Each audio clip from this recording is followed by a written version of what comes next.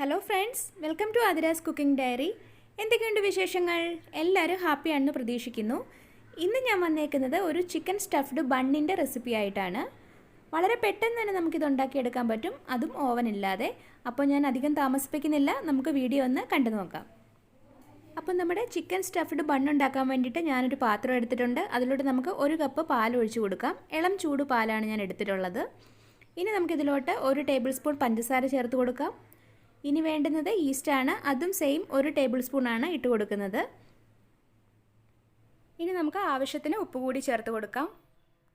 ഇനി നമുക്കിതെല്ലാം കൂടെ നന്നായിട്ടൊന്ന് മിക്സ് ചെയ്ത് കൊടുക്കാം. എന്നിട്ട് നമുക്കിതൊരു 10 മിനിറ്റ് റെസ്റ്റ് ചെയ്യാൻ വെക്കണം. നമ്മുടെ ഈസ്റ്റ് ആക്ടിവേറ്റ് ആയി കിട്ടാൻ വേണ്ടിയിട്ടാണ് അങ്ങനെ വെക്കുന്നത്. നമ്മുടെ കയ്യിൽ ഇൻസ്റ്റൻ്റ് ആയിട്ടുള്ള ഈസ്റ്റാണ് ഉള്ളതെങ്കിൽ അങ്ങനെ വെക്കേണ്ട ആവശ്യമില്ല. ഇപ്പോൾ ഏകദേശം 10 മിനിറ്റ് ഒക്കെ കഴിഞ്ഞിട്ടുണ്ട്. നമ്മുടെ ഈസ്റ്റ് നല്ലവണ്ണം ആക്ടിവേറ്റ് ആയി കിട്ടിയിട്ടുണ്ട്. ഇനി നമുക്കിതിലോട്ട് മൈദ ചേർത്ത് കൊടുക്കാം. ഒരു 1.5 കപ്പ് മൈദയാണ് ഞാൻ ചേർത്ത് കൊടുക്കുന്നത്. മൈദ ഇട്ടതിന് ശേഷം നമുക്കെല്ലാം കൂടെ നന്നായിട്ടൊന്ന് മിക്സ് ചെയ്ത് കൊടുക്കാം. എന്നിട്ട് നമുക്കിത് നന്നായിട്ട് കുഴച്ചെടുക്കണം. നമ്മൾ ചപ്പാത്തിക്കൊക്കെ കുഴയ്ക്കുന്നതിനെക്കാട്ടി കുറച്ചുകൂടെ ഒന്ന് സോഫ്റ്റായിട്ട് വേണം നമ്മളിത് കുഴച്ചെടുക്കാൻ. അപ്പോൾ നമുക്ക് കുറച്ച് പാൽ ചേർത്തിട്ട് നമുക്ക് നന്നായിട്ടിത് കുഴച്ചെടുക്കാം. പാലിന് പകരം പച്ചവെള്ളം ചേർത്താലും ഒരു പ്രശ്നവുമില്ല. നന്നായിട്ട് ചപ്പാത്തിക്ക് കുഴയ്ക്കുന്നതിനെക്കാട്ടി കുറച്ച് സോഫ്റ്റായിട്ടൊന്ന് കുഴച്ചെടുക്കണമെന്ന് മാത്രമേ ഉള്ളൂ. ഇപ്പോൾ ഏകദേശം നമ്മുടെ മാവ് കറക്റ്റ് പരുവായിട്ട് കിട്ടിയിട്ടുണ്ട്. ഇനി നമുക്കിതിൻ്റെ പുറത്തോട്ട് കുറച്ച് എണ്ണയൊന്ന് ഒഴിച്ചു കൊടുക്കാം. ഈ എണ്ണ നമുക്ക് നന്നായിട്ടൊന്ന് സ്പ്രെഡ് ചെയ്യണം. എന്നിട്ട് നമുക്ക് നമ്മുടെ മാവ് റെസ്റ്റ് ചെയ്യാൻ വെക്കാം. മിനിമം ഒരു മണിക്കൂറെങ്കിലും നമ്മുടെ മാവ് നമുക്ക് റെസ്റ്റ് ചെയ്യാൻ വെക്കണം. അപ്പോൾ ഒരു പാത്രം കൊണ്ട് അടച്ചിട്ട് നമുക്കിത് റെസ്റ്റ് ചെയ്യാൻ വെക്കാം. ഈ സമയത്ത് തന്നെ നമുക്ക് നമ്മുടെ ചിക്കൻ ഫില്ലിംഗ് ഉണ്ടാക്കിയെടുക്കാം. അതിനുവേണ്ടി ഞാനൊരു പാൻ എടുത്തിട്ടുണ്ട്. നമുക്കതിലോട്ട് 1 ടേബിൾ സ്പൂൺ എണ്ണ ഒഴിച്ചു കൊടുക്കാം. ഇനി ഞാൻ ചേർക്കുന്നത് 1 ടീസ്പൂൺ ഇഞ്ചിയാണ്.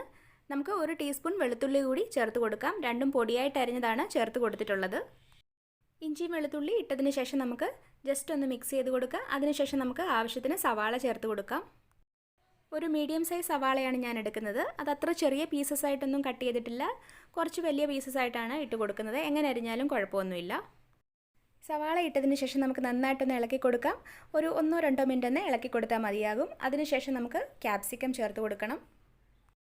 ഒരു മീഡിയം സൈസിലുള്ള ക്യാപ്സിക്കം ചെറിയ പീസസ് ആയിട്ട് കട്ട് ചെയ്തതാണ് ഇട്ട് കൊടുക്കുന്നത്. ഇനി നമുക്ക് കുറച്ച് ക്യാരറ്റ് ചേർത്ത് കൊടുക്കാം. നമുക്ക് കുറച്ച് ബീൻസ് കൂടി ചേർത്ത് കൊടുക്കാം.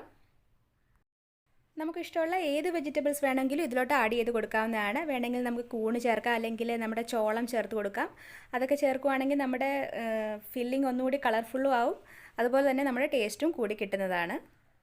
അപ്പോൾ ഞാൻ എല്ലാം കൂടെ നന്നായിട്ട് മിക്സ് ചെയ്തിട്ടുണ്ട്. ഇനി നമുക്ക് ആവശ്യത്തിന് ഉപ്പ് ചേർത്ത് കൊടുക്കാം. നമുക്ക് കുറച്ച് മഞ്ഞൾപ്പൊടി കൂടി ചേർത്ത് കൊടുക്കാം.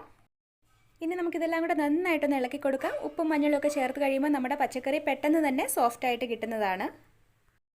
അപ്പോൾ ഞാൻ എല്ലാം കൂടെ നന്നായിട്ട് മിക്സ് ചെയ്തിട്ടുണ്ട്. ഇനി നമുക്കൊരു 1/4 ഗ്ലാസ് വെള്ളം ചേർത്ത് കൊടുക്കാം. വളരെ കുറച്ച് വെള്ളമേ ചേർത്തിട്ടുള്ളൂ. നമ്മുടെ ക്യാരറ്റൊക്കെ ജസ്റ്റ് ഒന്ന് വെന്ത് കിട്ടാൻ വേണ്ടിയിട്ട് കുറച്ച് വെള്ളം ചേർത്തിട്ടുണ്ട്. ഇനി നമുക്കെല്ലാം കൂടെ നന്നായിട്ട് ഒന്നുകൂടി ഒന്ന് ഇളക്കി കൊടുക്കാം. എന്നിട്ട് ഈ വെള്ളത്തിൽ വെച്ചിട്ട് നമ്മുടെ പച്ചക്കറി ഒന്ന് നമുക്ക് നന്നായിട്ട് വേവിച്ചെടുക്കാം. ഇപ്പോൾ നമ്മുടെ പച്ചക്കറിയിലെ വെള്ളമൊക്കെ വറ്റിയിട്ട് നന്നായിട്ട് വെന്ത് കിട്ടിയിട്ടുണ്ട്. ഇനി നമുക്ക് ചിക്കൻ ചേർത്ത് കൊടുക്കാം. ഞാൻ 1 കപ്പ് ചിക്കനാണ് ചേർത്ത് കൊടുക്കുന്നത്. ഇത് ഞാൻ ഉപ്പും മഞ്ഞളും ഇട്ട് വേവിച്ചിട്ട് ചെറിയ പീസസായിട്ട് പിഞ്ചി എടുത്ത് വെച്ചേക്കുന്നതാണ് ഇട്ട് കൊടുക്കുന്നത്. ഇനി നമുക്കിതിലോട്ട് 1 ടേബിൾ സ്പൂൺ സോയാ സോസ് ചേർത്ത് കൊടുക്കാം. നമുക്ക് 1/2 ടീസ്പൂൺ മുളക് പൊടി കൂടി ചേർത്ത് കൊടുക്കാം. ഞാൻ 1/2 ടീസ്പൂൺ കുരുമുളക് പൊടി കൂടി ചേർത്ത് കൊടുക്കുകയാണ്. നമുക്ക് ഒരു 1/2 ടീസ്പൂൺ ചില്ലി ഫ്ലേക്സ് കൂടി ചേർത്ത് കൊടുക്കാം. ഇത് തികച്ചും ഓപ്ഷണലാണ്, വേണമെങ്കിൽ ചേർത്താൽ മതി.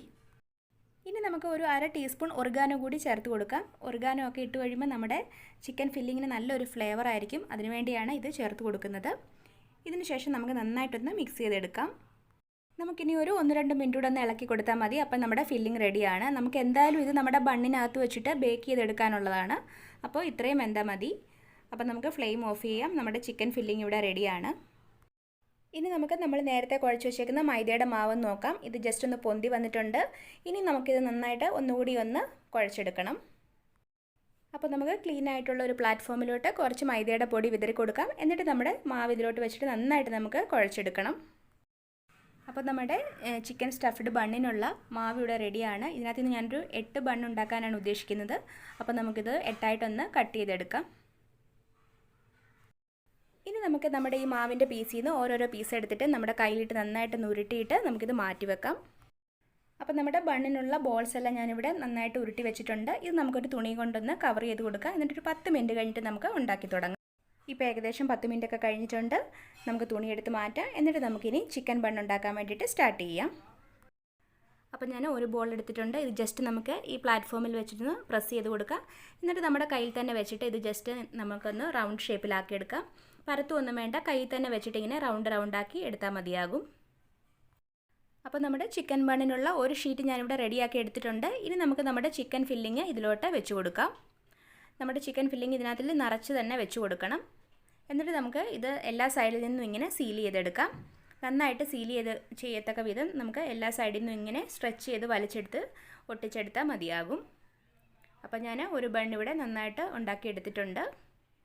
നമുക്ക് നന്നായിട്ടൊന്ന് പ്രസ് ചെയ്ത് കൊടുക്കാം. എന്നിട്ട് നമുക്കിത് ബോൾ ഷേപ്പിലാക്കി എടുക്കാം. അപ്പോൾ നമ്മുടെ ചിക്കൻ സ്റ്റഫ്ഡ് ബണ്ണിനുള്ള ഒരു ബൺ ഇവിടെ റെഡിയാണ് ബേക്ക് ചെയ്യാൻ വേണ്ടിയിട്ട്. നമുക്കിതുപോലെ ബാക്കിയുള്ളത് കൂടി ഉണ്ടാക്കിയെടുക്കാം. അപ്പോൾ ഞാൻ ഒരു ബൺ ഉണ്ടാക്കിയിട്ട് ഒരു ബേക്കിംഗ് ട്രേയിലോട്ട് ബട്ടർ പേപ്പർ വെച്ചിട്ട് അത് വെച്ച് കൊടുത്തിട്ടുണ്ട്. ഇനി നമുക്ക് ബാക്കിയുള്ള ബണ്ണ് കൂടി ഉണ്ടാക്കിയെടുക്കാം. അപ്പോൾ നമ്മുടെ എല്ലാ ചിക്കൻ ബണ്ണും ഇവിടെ ബേക്ക് ചെയ്യാൻ വേണ്ടിയിട്ട് റെഡിയാണ്. ഞാൻ എല്ലാം ഇവിടെ റെഡിയാക്കി വെച്ചിട്ടുണ്ട്. ഇനി നമുക്ക് ഒരു മുട്ട എടുക്കാം. ആ മുട്ടയൊന്ന് ബീറ്റ് ചെയ്തിട്ട് നമുക്ക് ഈ മുട്ട ജസ്റ്റ് ഇതിൻ്റെ മുകളിലോട്ടൊന്ന് സ്പ്രെഡ് ചെയ്ത് കൊടുക്കണം. അപ്പോൾ നമ്മുടെ ബീറ്റ് ചെയ്ത മുട്ട നമുക്ക് നമ്മുടെ ബണ്ണിൻ്റെ പുറത്ത് നന്നായിട്ടൊന്ന് സ്പ്രെഡ് ചെയ്ത് കൊടുക്കാം.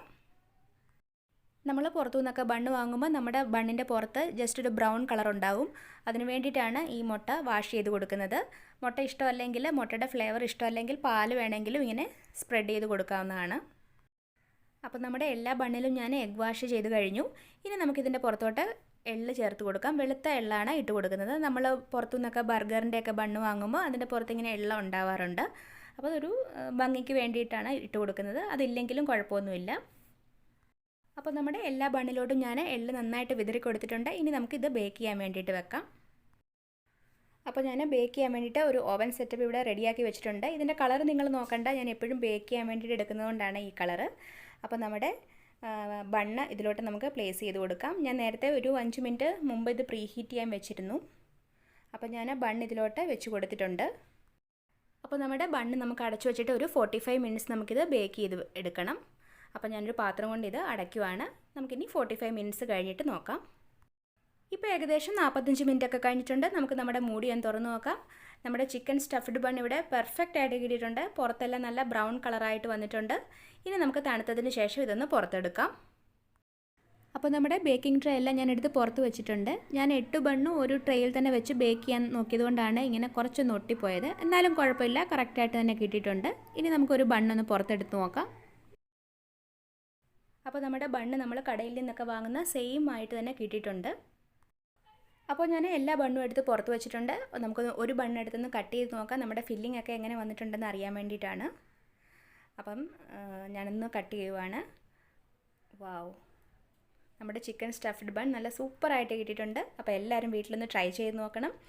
ട്രൈ ചെയ്ത് നോക്കിയിട്ട് അഭിപ്രായം അറിയിക്കാൻ മറക്കരുത്. അപ്പോൾ നമുക്ക് പുതിയൊരു റെസിപ്പിയായിട്ട് വീണ്ടും കാണാം. അപ്പോൾ നമ്മുടെ ചിക്കൻ സ്റ്റഫ്ഡ് ബണ്ണിൻ്റെ റെസിപ്പി നിങ്ങൾക്ക് എല്ലാവർക്കും ഇഷ്ടപ്പെട്ടെന്ന് വിചാരിക്കുന്നു. ഇഷ്ടപ്പെട്ടെങ്കിൽ ലൈക്ക് ചെയ്യാനും കമൻറ്റ് ചെയ്യാനും ഷെയർ ചെയ്യാനും പിന്നെ എൻ്റെ ചാനൽ സബ്സ്ക്രൈബ് ചെയ്യാനും മറക്കരുത്. ഇഷ്ടപ്പെട്ടില്ലെങ്കിൽ ഡിസ്ലൈക്ക് ചെയ്തോളൂ. അപ്പോൾ പുതിയൊരു റെസിപ്പിയായിട്ട് വീണ്ടും കാണാം. അതുവരേക്കും ബൈ.